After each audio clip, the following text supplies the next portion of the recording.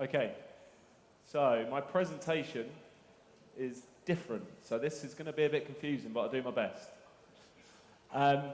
I'm Chris Lorimer. I work for Pi Data Metrics. This is a picture of me from about 10 years ago. I don't really look like that anymore. I'm based in our Bangkok office. I'll tell you a little bit about who we are. So we're an SEO enterprise platform. We're based in the UK. We've got offices around the world. We're well known in the UK, especially in e-commerce, as one of the leading enterprise platforms. But we're bringing out lots of new products, and we're trying to move into business intelligence, and that's kind of formulated my talk today. Okay, here are some of our clients. Some of these you would have heard of: Tesco, Vodafone. We've got Avis, Dyson's. We work with lots of different businesses in many different sectors. E-commerce is very much a sweet spot for us. Finance, travel, lots of clients in those areas as well. Okay, so this is going to be interesting because I don't know what slides are coming. I was asked by the lovely presenters here in advance, what businesses need to use SEO? Okay. So, Tukul, you may not be aware, is a very big fan of SEO. I think he's sitting at the back. You turn around. No, so virtually every business needs to think seriously about their SEO. So if I can put this a different way, hampir setiap business perlu serius tentang strategi SEO. Okay. The rest of the presentation is in Bahasa. Okay. No problem. Okay. Some statistics on organic search. Now, I mean, these have probably grown since last time I looked at this, but according to many sources, there's around 3.5 billion searches in Google every day. It's quite often the first touch point for many people when they're coming across a business for the first time, or when they're researching a product. So according to the Global Web Index, a very respected study, search engines, you see here in the dark blue, we've got social networks, consumer reviews. I think you can all see those charts from there. Search engines come out as the most important source for online research. Now, you can see the charts are very different here in the UK and the US. It's a lot closer in APAC. In the UK and the US, the situation used to be a lot more like this. So you can imagine that the trend is going to be moving towards that. You're going to see in APAC, search engines becoming increasingly more important as an online research method. So in the same study, looking at top sources for brand discovery. Now, search engines come out as the most important source. It's only in the US where word of mouth is actually more important. You can see in APAC anyway, search engines are the most important source for brand discovery. So, making organic search a core part of business strategy with a bonus section on contextual SEO optimization. Now, it's a very, very long title. So, when I was first asked to give my title to Ryan and the team, I said it was going to be about contextual SEO optimization. Now, admittedly, I was probably being a bit lazy because one of our guys had given a talk on this at an event recently, and I thought, I'll do that.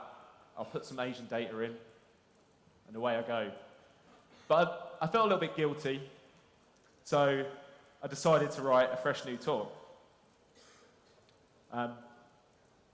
So this is what I come up with. There's going to be a bonus section on contextual optimization at the end if there's time, or we can send that out.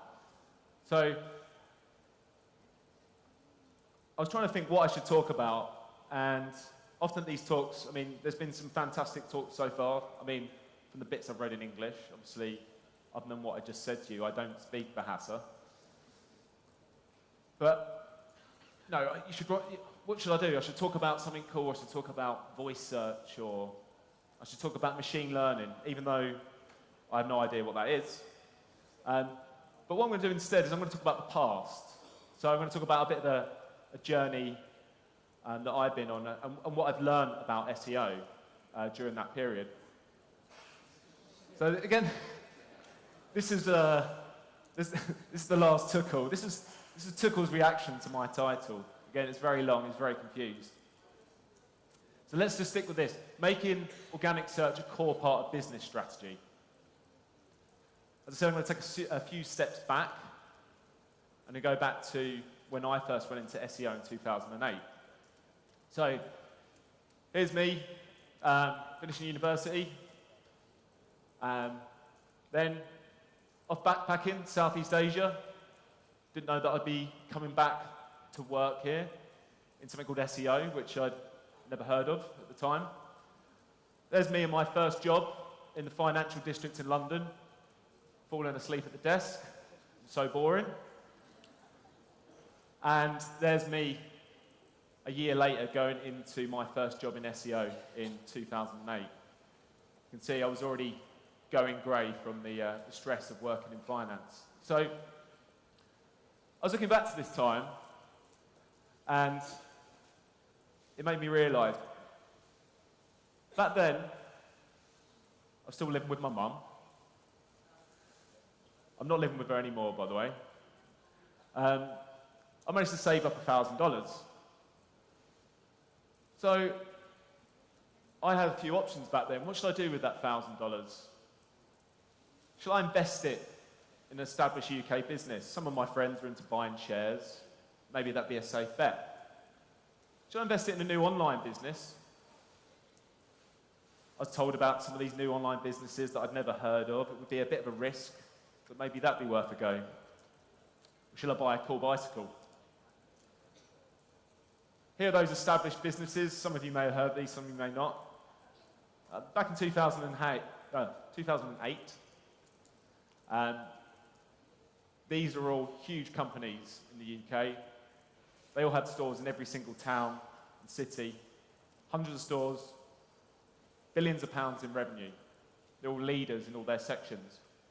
Department stores, electricals, sports stores, home and garden. Surely that would have been a good investment. Now, here's one of those companies that I was told about.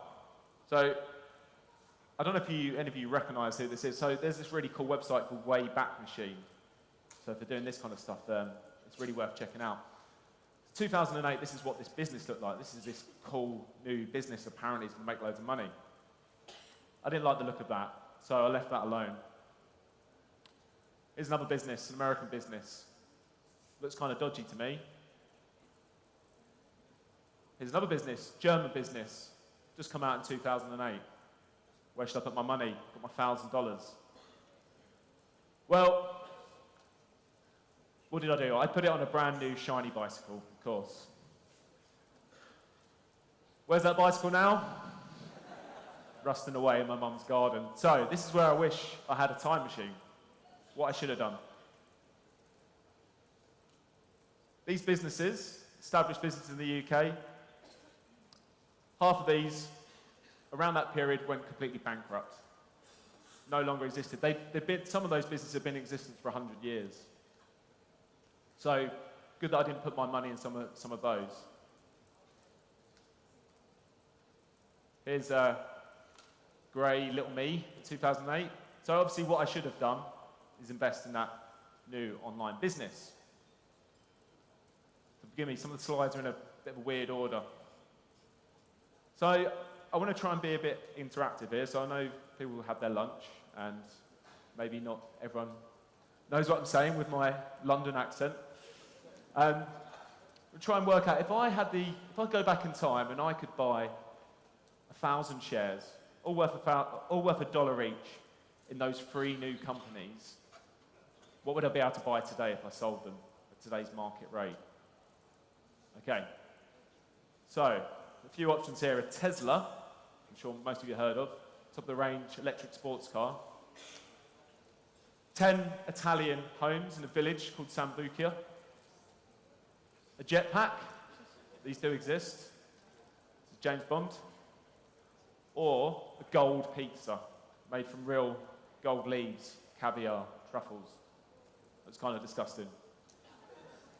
Okay, so A, B, C, D, Tesla, Italian homes, jetpack, gold pizza. Okay, anyone know what this website is? Anyone? Indian website. This is Flipkart, right? Flipkart are a bit like Indian Amazon. Last year they sold to Walmart in the biggest e-commerce deal in history. I think it was like $16 billion.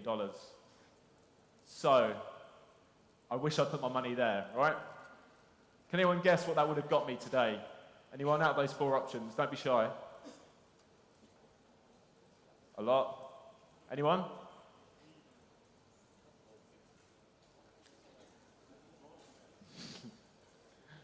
It's a jetpack. Kind of useless. Jetpacks can be bought for $100,000. So, shares today in Flipkart are worth around $100 each. So I wish I'd done that. So starting from 2008, revenue of 2.8 billion, over 30,000 employees, mostly based in India. Actually launched in 2007. Anyone know who this is? It's quite an easy one. No one? American website. It's Groupon, right?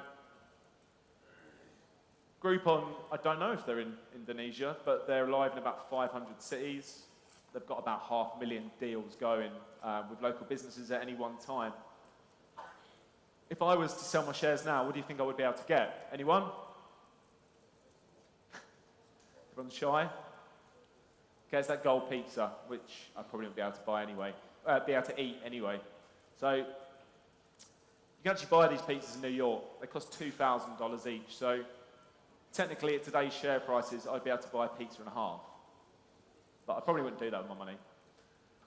Okay, there's Groupon. Again, revenue of billions of dollars, 6,000 employees, launched in 2008. You want to know who this is? German apparel business. Okay, Zalando. If I sold my shares in 2008, what would I be able to buy now? Tesla, 10 Italian homes. What I could have had. It's actually the Tesla. So you can buy the Model 3 for $43,000. So if I'd bought those shares, like my friend had advised, I could be driving around in a Tesla rather than that bicycle. Okay, so this is Zalando now. Again, revenue, 5 billion, that's actually in euros, 15,000 employees, again launched in 2008. So, I missed a trick there. There's those Italian homes. You can actually buy an Italian home in Sambuca for €1. There is a catch, but I'll let you look that up yourself. So why am I telling you all this? Well, half of those businesses in the UK that I was interested in investing in have now no longer exist. And we have these new businesses that are worth billions. So what do they have in common? And this is what I want to talk to you about today. The successful ones all have SEO at the core of their strategy. Also, they all dominate their particular sector in organic search. So surely, if that's the case, in mature markets like the UK, the US, and the rest of Europe, every business has SEO as a core part of their business strategy. No. So we believe at Pi that SEO is very rarely where it should be in an organisation. And this is the problem that I want to talk to you about today. Hopefully give you some tips the way we see it and how you can try and do that. So I believe there's a classic vicious circle. I'm not sure if I can read that. The text is quite small. So senior people at certain businesses. So I know there's a lot of people here who work at big Indonesian corporations. And maybe some of you actually work in SEO or, you know, work a little bit in SEO and work with agencies work in SEO. Sometimes maybe you talk to your director and they just can't seem to understand SEO. It doesn't make sense to them. What's it going to do for me? And there's this vicious circle where the staff aren't communicating the value of SEO in the right way, and it goes round and round and round. This is the UK still in 2019. Sorry to keep going back to the UK, but it's the market I know best. So, ASOS, they're one of probably the online success story from the UK. 3 billion in revenue. Come out in the early 2000s. Everyone knows about them. Now, ASOS are very well known for their social media, for their content, for their PR. They've actually gone on record at their end-of-year report saying email drives around 10% of all their sales. They had a video last year on Instagram which had one single video which had over 3 million plays. And this is the UK, so a smaller population. They've also had over 10 million people download their app. And they make statements saying over 60% of people make purchases using mobile, which is, you know, fairly reflective of UK consumer behaviour in general, but also the rest of the world, probably very similar in Indonesia. Now, that all sounds quite impressive, but if you actually look at the market share, if you look at ASOS's stock value since the middle of last year, it's really started to plummet, and there's been a lot of concerns about the performance. Now, if you look at this chart here, and this is from Pi Data Metrics, we're looking at their visibility on commercially valuable terms. So, on search terms that can make money. Now, their visibility, they used to be top of the pile. Their visibility since the beginning of last year has really started to plummet. And if you can see here, around March, took another dip. You see this market value here, it's taken another dip. Now, can't claim that if you start to lose SEO visibility, then your share value just plummets. But we're starting to see a lot of patterns like this, and it's something that we're looking into further and further as a business, and we're trying to develop products to try and uncover this. Now, so maybe it's a coincidence, maybe it's not. But you compare this to a company called Next. Again, they're very similar to one of those other 8 companies that I showed you. Well-established UK business. They were in every town and city in England. Now, they're not well known for having sexy social media or doing exciting content. But I know for a fact that they've been really ramping up their SEO team and deliberately targeting certain areas. Now, it's difficult to see the chart here, but basically Next is steadily growing. There's probably too many lines in that chart. You can see ASOS drop. In the press a few months ago, Next forecast to have their online sales overtake store sales. So, just trying to talk about a few anecdotal sort of case studies in the UK there. So, I really like this quote. Fools say that they learn by experience, or I prefer to profit by experience. Now, I'm going to switch this side because I realise I'm just walking around in circles like a crazy man. It might sound a bit cynical. This quote was by Otto von Bismarck. So Otto is obviously a German name. So Otto is not the CEO for Zalando. Otto von Bismarck was a leader that was now Germany from over 150 years ago. Now, he was known as the Iron Chancellor. But he was also known as a master tactician.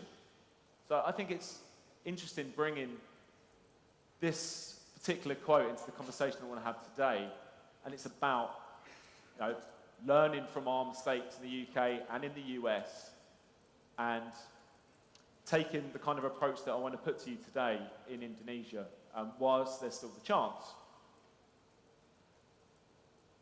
Okay, there's that picture again that I'm going to keep showing you, try and brainwash you with this. So, there's a huge opportunity in Asia. Now that, I mean, I don't need to tell you some of these things, but just to set the scene. There used to be problems with payment systems and delivery. I'm based in Thailand, so I know about this over the last couple of years, but now that there's secure payment gateways, delivery systems, and infrastructure is much better, there's opportunity to sell across the whole region. Now, that is the case now. But where do you start? Who do you sell to? Which countries? Which categories do you target? How do you go about doing that? You could look at GDP for a country. You could say Indonesia has the same GDP as the UK. GDP per capita is lower. And you can look at Singapore and Philippines. You can see that GDP is higher per capita, but there's less people. So where should I target? Who's spending money on these kind of products? Is it possible to get to that kind of information? Well, at Pi, we think that search data can really help with those kind of business questions. So I'm going to go through a few examples here. So I read this out. I'm a strategist for a big sports brand. Can search help me with the following questions? Question: how popular is my brand in Southeast Asia compared to my biggest rival? So we're going to pretend Irene here works for Nike. How would she work out if her brand's performing well? She could look at studies, but that's from a small set. I mean surveys. She could look at social media mentions, but there's big volume in that. It's notoriously hard to decipher sentiment. This is search data. Now, the volume's high, and it is possible to categorize that. So we can actually say, as a brand strategist, whether my brand is performing well based on search data. I'm just aware of time, so I'm going to skip through a couple of these. So I'm a CEO for the online store. Can search help me with the following question? I want to sell the big brands across APAC. Which country should I concentrate on? Going back to my point of how do you know who's spending money where? Search data, as I mentioned at the beginning, makes up the biggest slice of the online pie. So surely search data should be able to tell you that kind of intelligence. This is another chart taken from Pi Data Metrics. And what we're doing is we're pumping in all the biggest search terms for the brand by volume, any that have commercial value. And then we're tracking out, and then what you can do is you can pump in conversion rates and basket value, and you can work out who's spending money where in what country.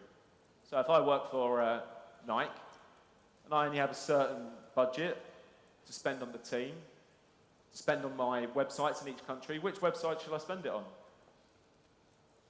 Well, you've got Indonesia here in the purple line. The Philippines at the top. You also got Thailand as well. You can also go back and see that with the Philippines, they obviously, we mentioned before GDP is lower, but they obviously like their sportswear. And there are people there willing to spend on sportswear. And there are peaks during those years at Christmas when those spikes take place. Okay, so hopefully that's the case. Search data can answer those kind of business questions. Let's go into this a bit more detail. So here's 3 ways that we think that SEO gets the core of your business strategy. So communicate in business, not SEO language. Change your reporting setup. and create a value-led strategy. Okay, point one. This is the current situation. Now, I've worked in-house at big fashion brands as an SEO manager, and I've worked at agencies, and I'm out pitching to lots of different businesses all the time, in the UK and now in Asia. And you hear about these kind of conversations taking place all the time, and I don't mean to devalue technical SEO and content SEO in any way. It's about how you talk to management and trying to get SEO elevated to where it should be. So I'm not going to talk through all these, but this is an example. This is Bella. She works for a fashion company, and she likes working on exciting campaigns, changing content. She's gone to talk to management. Okay, Anita, the boss here, wants to know what she's working on.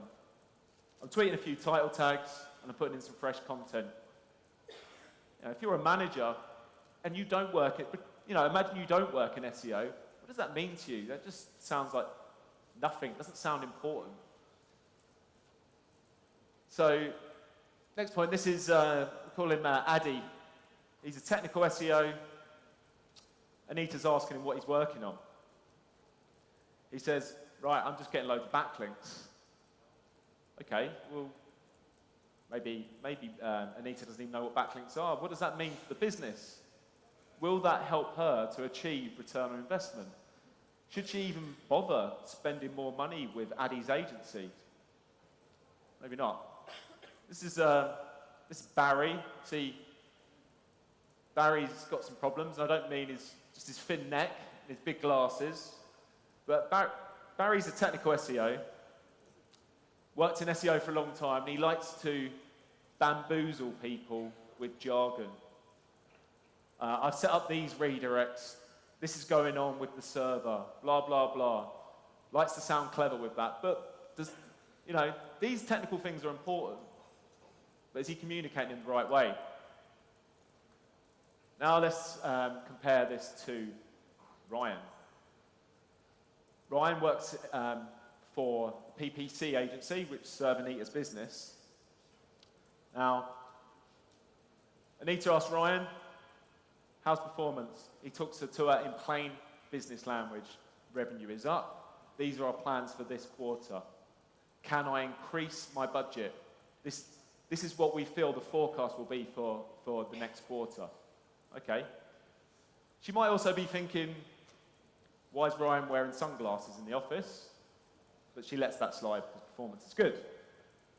So this is, I don't know if Ryan's here, this is based on Ryan, one of the organisers, one of the cool guys. So Anita's thinking, what shall I do with that budget? I've got a big meeting coming up with management. Oh, there's SEO just left in the corner on their own, all lonely. These are all the other teams celebrating. We've got all our budget. Now, SEO is often seen as this secret, dark arts, it's tricks, it's this, it's that. And the point is here, people struggle to see the value. So you've got to help management who make these big decisions to see the value. And now that is possible. The communication structure. Here's the SEO guys talking about title tags and backlinks, etc. Here's the strategist.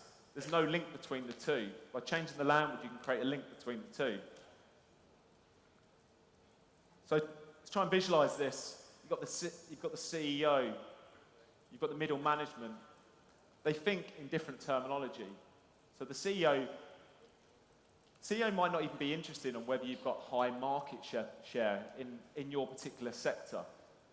They might be thinking, right, which countries can we move into next? Where can we make our next billion? Start thinking in the way that they do. Okay, it's possible to create organic SEO reports like this. Top-level figures. Here's how much money can be made in our market. Here's how much money we're currently making in the market. Here's our top 3 rivals. This is how much money they're making, how much money they made last term. Okay, top-level reports. It's perfectly possible to do this. I've made this point. I don't devalue technical SEO and doing content in the right way, but I don't see it as being a way to give you the edge. You know, it should be a given. It should get a lot of that right. Okay, second point, change in reporting. So, if you work at a big business, and you have a PPC team or an agency, you need to understand, and you work in SEO, you need to understand how they report on what they contribute to the business. PPC uses a 90-day cookie window, and you're using last click, and affiliates team is using a 30-day cookie window. You're not going to be able to measure up against each other properly. So that's a bit of a mess. It's like comparing apples with oranges, or you know, since we're in Indonesia, because this is a saying in English, it's like comparing apples with oranges. It's not the same. But in Indonesia, you could say it's like comparing durian with mango. You know, they're different things. So this is what it looks like. You've got let's look at this second example here. Someone might have gone on the website 10 times before they make a purchase. Now, that might be during a 90-day window as well. So they might have actually only gone onto a PPC advert twice. For SEO, they might have actually clicked through an organic search result 10 times. But the last click is only weighted. And is that really fair? Is that showing the value that you contributing towards the, I can't even speak English, never known Bahasa, towards the value of the business? Again, SEO is left out. So compare apples with apples, or durian with durian. This is what it looks like. That's quite simple.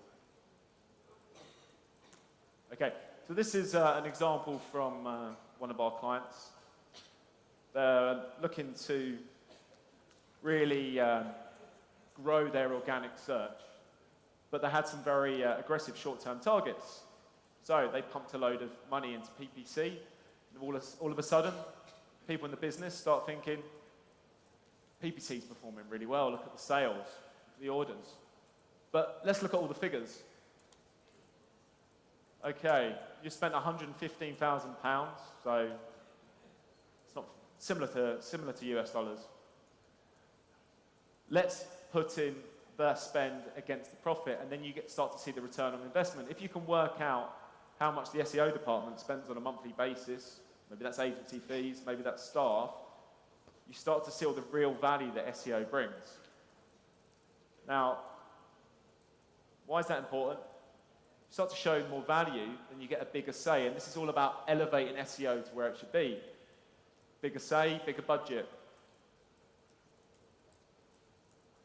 Okay, just aware of time, so I'm speeding through some of these. So third point, create a value-led strategy. Okay, 3 points. Opportunity, identification, performance benchmarking, forecasting growth.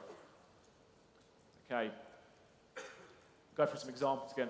I'm an e-commerce director for an Indonesian online store. Can search help me with the following questions? I'm able to buy a large stock of Nike products.